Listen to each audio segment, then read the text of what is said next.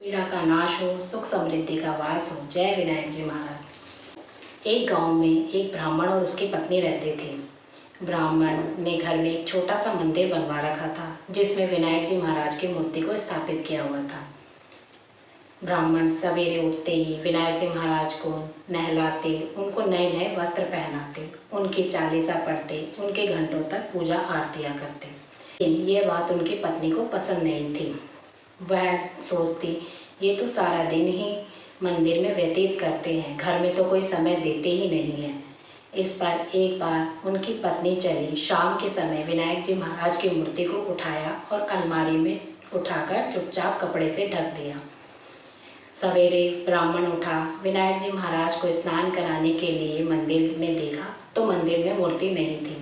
चिंतित हुए और उन्होंने अपनी पत्नी से बोला कि यहाँ से मेरे भगवान कहाँ हैं। उनकी पत्नी बोली, सारा समय तो आप मंदिर में व्यतीत करते हो और मूर्ति के बारे में मुझसे पूछ रहे हो। विनायक जी महाराज का तो आपको ही पता होगा। ना सुनकर ब्राह्मण उदास होकर अपने कमरे में जाकर सो गए। पूरा दिन ना उन्होंने खाना खाया, ना पानी पिया। इस पत्नी को बहुत चिंता होने लगी कि ये तो मैंने गलत कर दिया है। जब तक इनको विनायक जी की मूर्ति नहीं मिलेगी, ना ये खाना खाएंगे, ना ये पानी पिएंगे। शाम को उन्होंने खाना बनाया, लेकिन ब्राह्मण ने थाली को सरका दिया और खाना नहीं खाया। ये सब विनायक जी महाराज अलमारी में से सुन रहे थे। ये सुनते ही वह जोर जोर से हंसने लगी। हंसी की आवाज़ सुनने के बाद ब्राह्मण और उसकी पत्नी ने अलमारी खोली तो देखा विनायक जी महाराज वहाँ पर हंस रहे थे।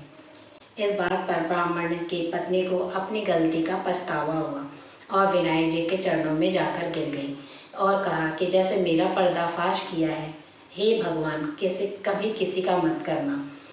विनायक जी महाराज के पैर पकड़े और अपनी गलती की क्षमा मांगी। इससे विनायक जी महाराज ने उनको क्षमा कर दिया। उनको खूब धन दौलत देकर अंतर्ध्यान हो गए। हे विनायक जी महाराज, जैसे उनके काम सिद्ध किए हैं वैसे सबके करना।